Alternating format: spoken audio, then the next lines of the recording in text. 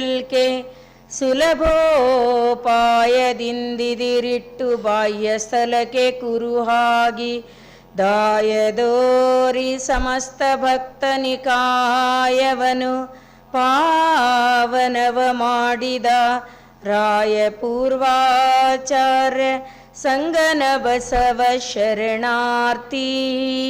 ಸತ್ತ ಕನಸು ಬಿದ್ದ ಕೂಡಲೇ ಏನು ಮಾಡಬೇಕು? ಪಟ್ನೆ ಎದ್ದು ಕುಂತ್ರೆ ಭಯ ಹೋಗ್ತದೆ.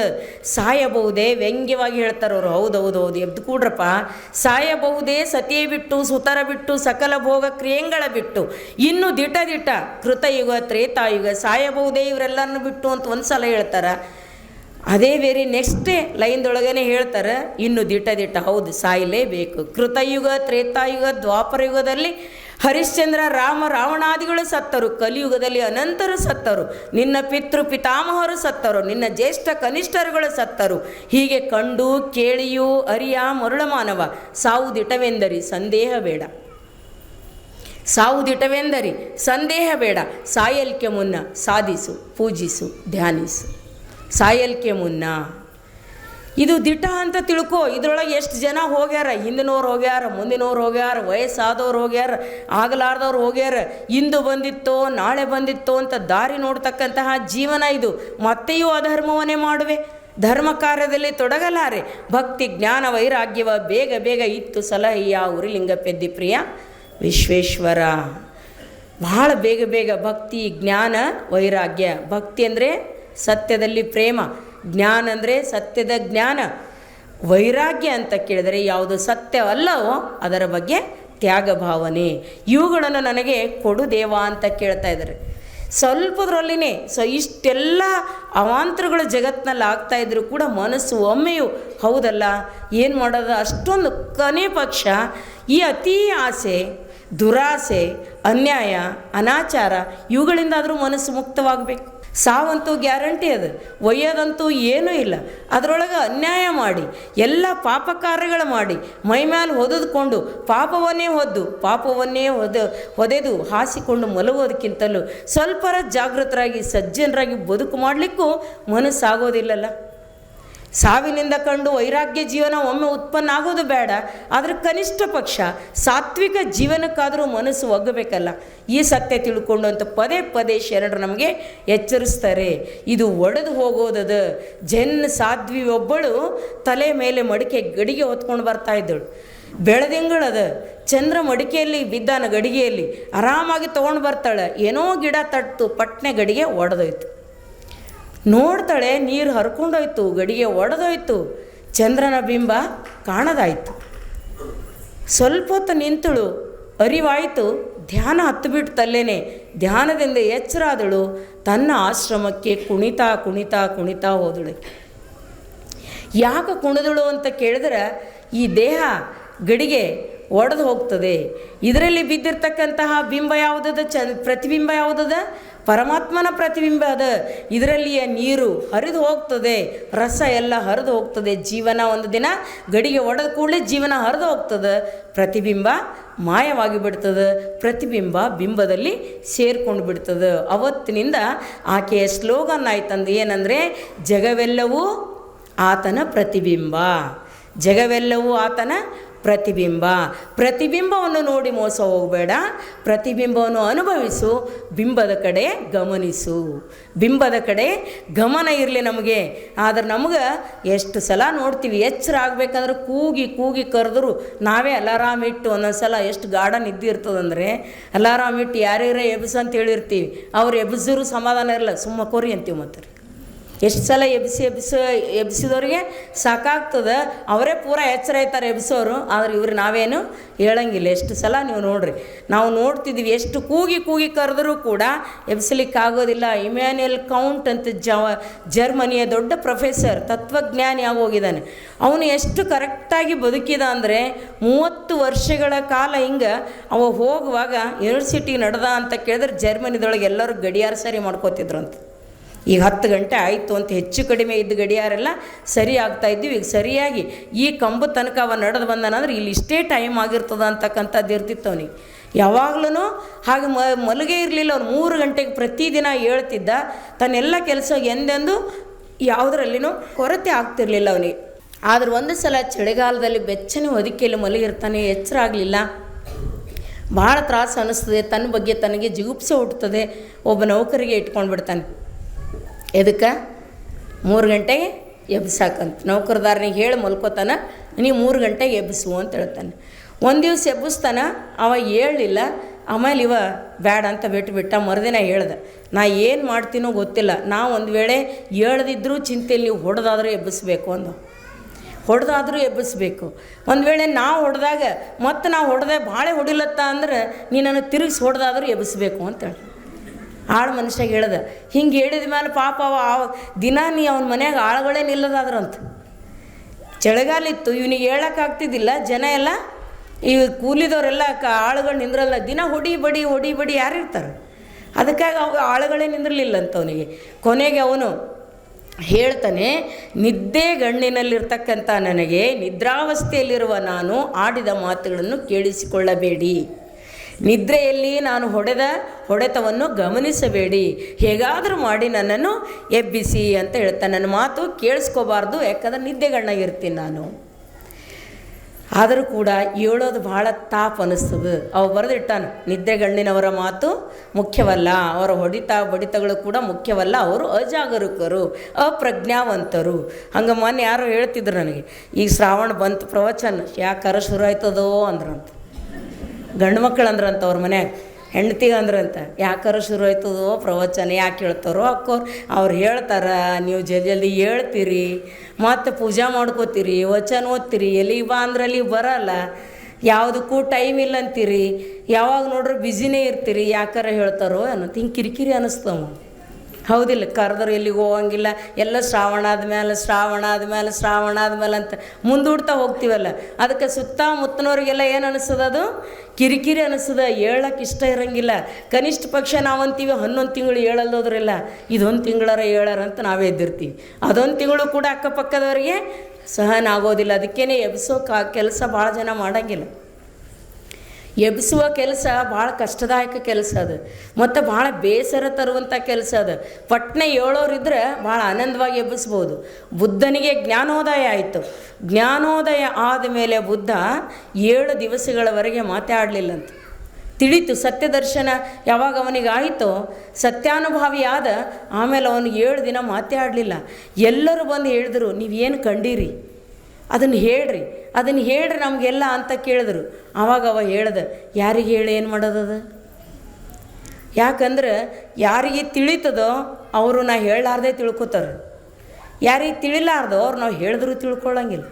ಅದಕ್ಕಾಗಿ ಇವರಿಬ್ಬರ ನಡುವೆ ಮಾತುಗಳು ವ್ಯರ್ಥ ಅದಾವ. ಅದಕ್ಕೆ ಯಾರಿಗೂ ಹೇಳೋದು ಬೇಡ ಅಂತ ಬಿಟ್ಟನಂತ. ತಿಳಿದವರಿಗೆ ತಿಳಿತದೆ, ಯಾವುದರಿಂದಾದರೂ ಅವ್ರು ತಿಳ್ಕೊಳ್ತಾರೆ. ನನ್ನ ಮಾತಿನಿಂದನೇ ತಿಳ್ಕೊಬೇಕಂತೇನಿಲ್ಲ.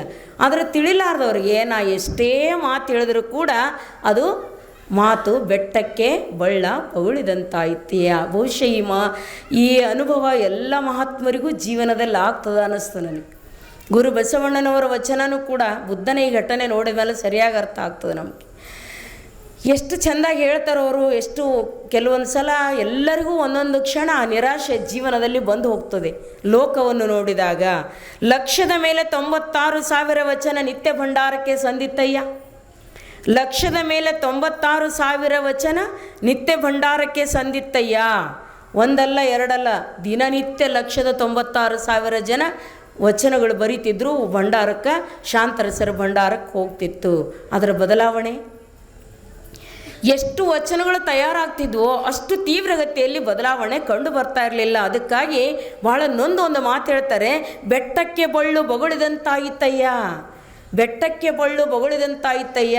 ಎಷ್ಟು ದಿವಸ ಹೇಳೋದದ, ಎಷ್ಟು ದಿವಸ ಕೇಳೋದದ. ಕರೆದುಕೊಳ್ಳಯ್ಯ ಓ ಎನ್ನಯ್ಯ ಕೂಡಲ ಸಂಗಮ ದೇವ. ಇದ್ದೀವಿ ಹೇಳಬೇಕೇ ಅನ್ನಿಸ್ತು. ಎದುರಿಗಿದ್ದಾಗ ಹೇಳಿದ್ರೆ ಕೇಳೋರು ಯಾರು ಇರಂಗಿಲ್ಲ, ಅರ್ಥ ಮಾಡ್ಕೊಂಡು ಒಂದು ಬೀಜರ ನಾಟಂಗಿಲ್ಲ. ಅದಕ್ಕಾಗಿ ಏನು ಅನ್ನಿಸ್ತದ ಮನಸ್ಸಿಗೆ, ಸಾಕಯ್ಯ ಇನ್ನು ಬೆಟ್ಟದ ಮುಂದೆ ಹೋಗಿ ನರಿ ಬೊಗಳಿದ್ರೆ ಬೆಟ್ಟಕ್ಕೇನಾಗೋದದು? ಬೆಟ್ಟದಂತಹ ಮಂದಿ ಅದಾರ, ಜಡ ತುಂಬಿಕೊಂಡದಾರ. ಇದ್ರ ಮುಂದೆ ಬೊಗಳಿದ್ರು ಕೂಡ ಉಪಯೋಗ ಇಲ್ಲ. ನನ್ನನ್ನೇ ಕರೆದುಕೊಳ್ಳಯ್ಯ ಅಂತ ಹೇಳಿರೋ ಮಾತು ನಾವು ನೋಡ್ತಾ ಇದ್ದೇವೆ. ಅದಕ್ಕೆ ಪ್ರಭುದೇವರು ಕೂಡ ಭಾಳ ಚಂದ ಹೇಳಿದರು. 280 ಕೋಟಿ ವಚನವ ಹಾಡಿದರೇನಯ್ಯ, ಬೆಟ್ಟಕ್ಕೆ ನಾಯಿ ಬೊಗಳಿದಂತಾಯಿತಯ್ಯ, ಮನವು ಘನವನೆಮ್ಮದು ಘನವು ಮನವನೆಮ್ಮದು. ಹಾಡಿದರೇನು ಓದಿದರೇನು ಗುಹೇಶ್ವರ, ನೀನೊಲಿದ ಕಾಲಕ್ಕೆ 280 ಕೋಟಿ ಗೀತವೆಲ್ಲೂ ಒಂದು ಕಿಂಚಿತ್ ಮಾತು.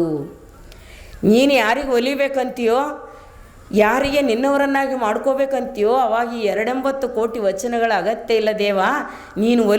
ನೀನು ಒಲಿದವರು ತಾನೇ ಹೇಳ್ತಾರೆ. ಅದಕ್ಕೆ ಇಷ್ಟು ವಚನ ಹಾಡೋದರ ಏನು, ಕೇಳೋದರ ಏನದ, ಹೇಳೋದರ ಏನದ, ಇದು ಸುಮ್ಮನೆ ಬೆಟ್ಟಕ್ಕೆ ನಾಯಿ ಬಗುಳಿದಂತೆ. ಹಾಗೆಯೇ ಅನಿಸ್ತು ಬುದ್ಧನಿಗೆ. ಮಾತನಾಡದೇನೆ 7 ದಿನಗಳವರೆಗೆ ಕುಳಿತುಬಿಟ್ಟ. ಗಂಭೀರವಾಗಿ ಕಣ್ಣು ಮುಚ್ಚಿ ಹಾಗೇ ಕುಂತುಬಿಟ್ಟ. ಎಲ್ಲರೂ ಅವನ ಚರಿತ್ರೆಯಲ್ಲಿ ಬರೀತಾರೆ, ದೇವತೆಗಳು ಬಂದರು ಅಂತ. ದೇವತೆಗಳಂದರೆ ಸಜ್ಜನರು, ಸಾತ್ವಿಕರು ಬಂದು ಹೇಳಿದ್ರಂತ, ಮಹಾತ್ಮ ಯಾವಾಗೋ ಒಮ್ಮೆ ಯಾರಿಗೋ ಒಮ್ಮೆ ಅನುಭವ ಘಟಿಸ್ತದೆ. ಸ್ವಾತಿ ಮುತ್ತು ಸಿಂಪಿಯಲ್ಲಿ ಬಿದ್ದಂಗೆ ಘಟಿಸ್ತದ. ಆ ಅನುಭವ ಘಟಿಸಿದವರು ಮಾತನಾಡದೇ ಇದ್ದರೆ, ಘಟಿತ ಆದಾಗ ಮಾತನಾಡದೇ ಇದ್ದರೆ ಈ ಭೂಮಿ ತೃಷೆಯಿಂದ ಕೂಡಿರ್ತಕ್ಕಂಥ ಭೂಮಿ ತಂಪಾಗೋದಿಲ್ಲ. ಭೂಮಿ ತಂಪಾಗಬೇಕಾಗ್ಯದ. ಅದಕ್ಕಾಗಿ ನಿನ್ನಲ್ಲಿ ಕಟ್ಟಿರ್ತಕ್ಕಂಥ ಆ ಮೋಡ ಅನುಭವದ ಮಳೆಯಾಗಿ ಭೂಮಿ ಮೇಲೆ ಸುರಿಬೇಕು. ನಿನ್ನೊಳಗೊಂದು ಸುಗಂಧ ಪೂರಿತ ಹೂ ಅರಳದ, ಅದರ ಸುಗಂಧ ಜಗತ್ತಿಗೆಲ್ಲ ಹರಡಬೇಕು. ಅದಕ್ಕೆ ಸಾಧನ ನಿನ್ನ ಮಾತಾಗಬೇಕು. ಅದಕ್ಕಾಗಿ ನಿನ್ನ ಮಾತಿನ ಸಾಧನದಿಂದ ಹೇಳು. ನಿನ್ನ ಮಾತು ಕೂಡ ನಿಜನೇ. ನೀನು ಹೇಳಿದರೆ ಯಾರೂ ತಿಳಿದುಕೊಳ್ಳುವವರು ಇಲ್ಲ.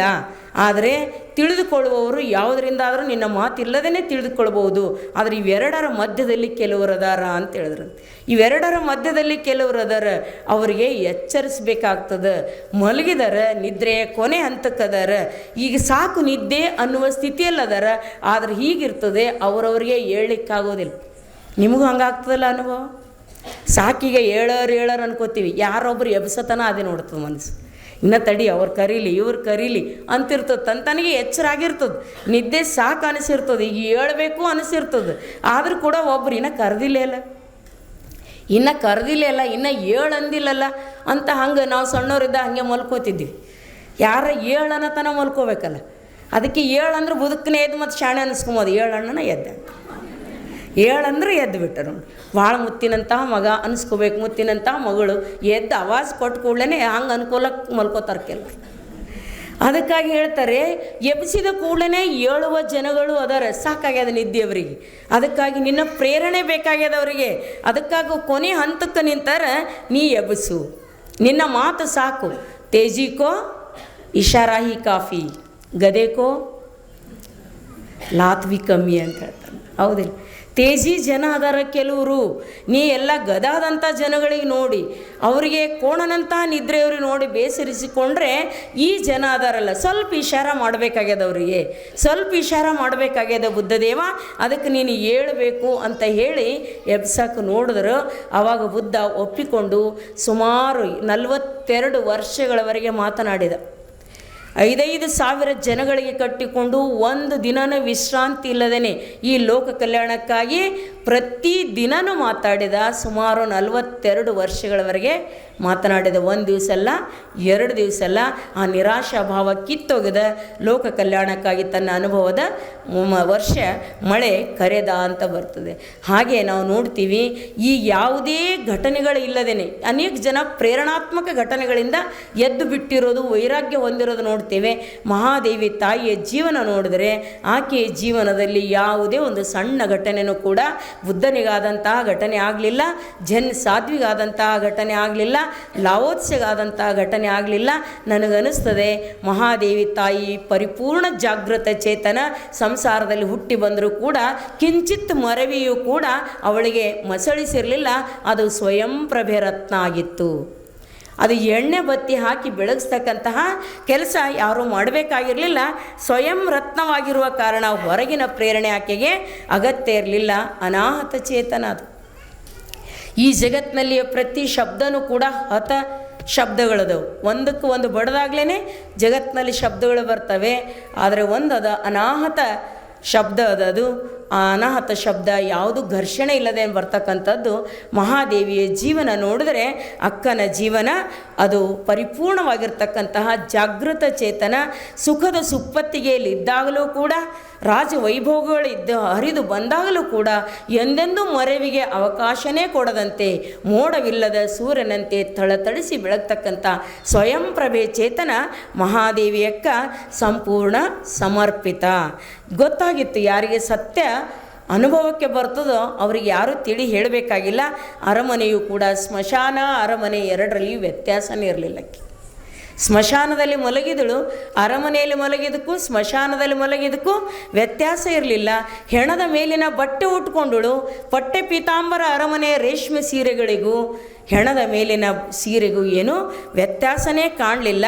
ಹಸಿವಿಗಾಗಿ ಭಿಕ್ಷೆ ಬೇಡಿದಳು, ತಂದು ಪಂಚಪಕ್ವಾನ್ನ ತಟ್ಟೆಯಲ್ಲಿಟ್ಟು ಪರಿಪರಿಯಾಗಿರ್ತಕ್ಕಂಥ ಭಕ್ಷ್ಯಭೋಜ್ಯಗಳನ್ನು ಪ್ರೀತಿಯಿಂದ ನೀಡ್ತಕ್ಕಂತಹ ದಾಸಿಯರು ತಾಯಿ. ಆ ಪ್ರೇಮಕ್ಕೂ ನಾಲ್ಕಾರು ಬೈದು ಅಂದು ಬೇಕಾದಂತಹ ಚುಚ್ಚುವಂತಹ ಮಾತುಗಳನ್ನಾಡಿ ಥಟ್ಟನೆ ಭಿಕ್ಷೆ ಎಸೆದವರ ಪಾಲಿಗೂ ಕೂಡ ಅವು ಎರಡೂ ಆಕೆಯ ಪಾಲಿಗೆ ವ್ಯತ್ಯಾಸನೇ ಕಾಣಲಿಲ್ಲ. ಭಕ್ತನ ಸ್ಥಿತಿ ಉನ್ನತಕ್ಕೆ ಏರಿದೆ ಅನ್ನೋದರ ಲಕ್ಷಣ ಏನಂದರೆ ದ್ವಂದ್ವ ಇರೋದಿಲ್ಲ. ಅಲ್ಲಿ ಎರಡರಲ್ಲಿನೂ, ಸುಖದಲ್ಲಿನೂ ದುಃಖದಲ್ಲಿನೂ, ಮಾನದಲ್ಲಿಯೂ ಅಪಮಾನದಲ್ಲಿ, ಲಾಭದಲ್ಲಿ ಹಾನಿಯಲ್ಲಿ, ಕಷ್ಟದಲ್ಲಿ ಸುಖದಲ್ಲಿ, ಎರಡರಲ್ಲಿನೂ ಕೂಡ ಒಂದೇ ಸಮನಾಗಿ ನೋಡ್ತಕ್ಕಂತಹ ದೃಷ್ಟಿ ಯಾವಾಗ ಬರ್ತದೋ ಆವಾಗ ವ್ಯಕ್ತಿ ಸಾಧನೆಯ ಉನ್ನತ ಸ್ಥಿತಿಗೆ ಏರ್ತಾ ಇದ್ದಾನೆ ಅಂತ ಅರ್ಥ. ಎಷ್ಟು ಮಾತಾಡಿದ್ರು ಭಿಕ್ಷೆಗೆ ಹೋದ್ರಾಕೆ ಏನಾಗ್ಯದ ಅಂತ ಕೇಳಿದ್ರು. ದಂಡಪಿಂಡ ಇಷ್ಟೊಂದು ಚಂದ ಗಟ್ಟಿಮುಟ್ಟಿ ಇದ್ದಿ ದುಡಿಬೇಕಾಗಿತ್ತಂತ ಕೆಲವ್ರ ಬಾಯಿಂದ ಮಾತು ಬರ್ತದೆ. ಕೆಲವು ಕಾಮಕ ಕಣ್ಣುಗಳು ಕಿತ್ತು ತಿನ್ನುವಂಗ ನೋಡ್ತವೆ. ಅಷ್ಟೆಲ್ಲ ನೋಡಿ ಭಿಕ್ಷಾಪಾತ್ರೆ ತಂದಿಲ್ಲ ಅಂತ ಬೈತಾರೆ. ಹಾಕಿದ ಭಿಕ್ಷೆ ಕೆಳಗೆ ಬಿದ್ದು ಚೆಲ್ಲಿ ಹೋಗ್ತದೆ. ಆವಾಗ ಮಹಾದೇವಿ ಅಂತಳೆ, ಪರಮಾತ್ಮ ಈ ಜಗತ್ತು ನನಗೊಂದು ಒರೆಗಲ್ಲಾಗಿಟ್ಟಿದೆಯಾ? ಸಾಧಕರಿಗೆ ಮಹಾತ್ಮರಿಗೆ ಜಗತ್ತು ಒರೆಗಲ್ಲದು. ಅಕ್ಕಸಾಲಿಗನ ಹತ್ರ ಹೋದ್ರೆ ಏನು ಮಾಡ್ತಾನವನು? ನಿಮಗೆ ಎಂಥ ಬಂಗಾರ ನಿನ್ನೆ ಮಾಡಿಸಿದೇವದರಿ ಅನ್ರಿ, ಆದರೂ ಕೂಡ ಅವನು ಅದಕ್ಕೆ ಹೊರಗಚ್ಚೆ ನೋಡ್ತಾನೆ.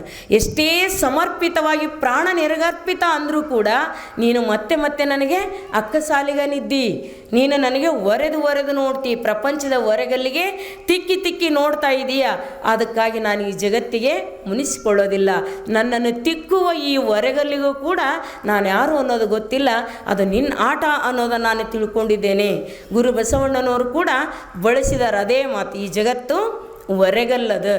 ಯಾರೇ ಆಡಿದ ಮಾತುಗಳಿಂದ ನಮ್ಮ ಮನಸ್ಸು ನೊಂದ್ಕೋಬಾರ್ದು. ಯಾಕಂದರೆ ಈ ದಾರಿಯಲ್ಲಿ ಹೋಗುವಾಗ ಸ್ವಲ್ಪ ಹೊರಗಚ್ಚಿ ನಮ್ಮ ಭಕ್ತಿಯ ಗಟ್ಟಿತನ ಎಷ್ಟದ, ನಮ್ಮ ನಿಷ್ಠೆ ಎಷ್ಟು ಗಟ್ಟಿಗೊಂಡದ, ನಮ್ಮ ಶ್ರದ್ಧೆಯಲ್ಲಿ ಶಕ್ತಿ ಅದನೋ ಇಲ್ವೋ, ಏನು ಸುಮ್ಮನೆ ಹಿಂಗೆ ಬಂದು ಹಿಂಗೆ ಹೋಗ್ತಕ್ಕಂಥದ್ದನೋ, ಸ್ವಲ್ಪ ಗಾಳಿ ಬೀಸಿದ ಕೂಡಲೇ ಹೆದರು ಹೋಗ್ತದೋ ಅಂತ ಆರಿಸಿ ಇದರೊಳಗೆ ಏನಾರ ಮಿಕ್ಸ್ ಅದನೋ ಅಥವಾ ಅಪರಂಜಿ ಬಂಗಾರದನೋ ಅಂತ ನೋಡ್ತಕ್ಕಂಥ ಅಕ್ಕಸಾಲಿಗ ಪರಮಾತ್ಮದನ ಗುರು ಬಸವಣ್ಣನವರ ಮಾತನ್ನು ನೋಡಿದರೆ ಅದು ನಿಜಕ್ಕೂ ಮಹಾದೇವಿ ತಾಯಿ ಹೇಳೋ ಮಾತಿಗೂ ಎರಡೂ ಸಾಮರಸ್ಯ. ಎಷ್ಟು ಚಂದ ಹೇಳ್ತಾರೆ, ಅಯ್ಯ ಹಿಂದೆ ಆನು ಮಾಡಿದ ಮರೆಯಿಂದ ಬಂದೆನೀ ಭವದಲ್ಲಿ, ನಿಮ್ಮ ಲೀಲೆ ನಿಮ್ಮ ವಿನೋದ ಸೂತ್ರದಿಂದ ಲಕ್ಷದ ಮೇಲೆ 96,000 ಗೀತಗಳ ಹಾಡಿ ಆ ದಾಸೋಹೆಂಬ ಮಹಾ ಸಂಕುಳದೊಳೆನ್ನ ನೆರೆಸಿ ನಿಮ್ಮ ಭಕ್ತಿಯ ಘನವ ನೀವೇ ಮೆರೆಯಲೆಂದು. ಈ ಮಾತು ನೆನ್ಪಿಟ್ಕೋಬೇಕು ನಾವು. ಯಾಕೆ ಒರೆದು ನೋಡಲಾಗ್ತದೆ? ನಿಮ್ಮ ಭಕ್ತಿಯ ಘನವ ನೀವೇ ಮೆರೆಯಲೆಂದು ಪರವಾದಿ ಬಿಜ್ಜಳನ ತಂದೊಡ್ಡಿ ಎನ್ನನು ಅವನೊಡನೆ ಹೋರಿ. ಎಷ್ಟು ಜಾಗೃತ ಪ್ರಜ್ಞಾಶೀಲರದರ ಲೆಕ್ಕ ಹಾಕ್ರಿ. ದೇವ, ಬಿಜ್ಜಳ, ಮಂಚಣ್ಣ ಇವರೆಲ್ಲ ಯಾರದಾರ? ನೀನಿಟ್ಟಿದ ಹೊರಗಲ್ಲದಾರ ನನಗವರು. ನಾನದು ಪದೇ ಪ್ರತಿ ಘಟನೆನೂ ಕೂಡ ನಿಮ್ಮ ಭಕ್ತಿಯ ಘನವ ನೀವೇ ಮೆರೆಯಲೆಂದು.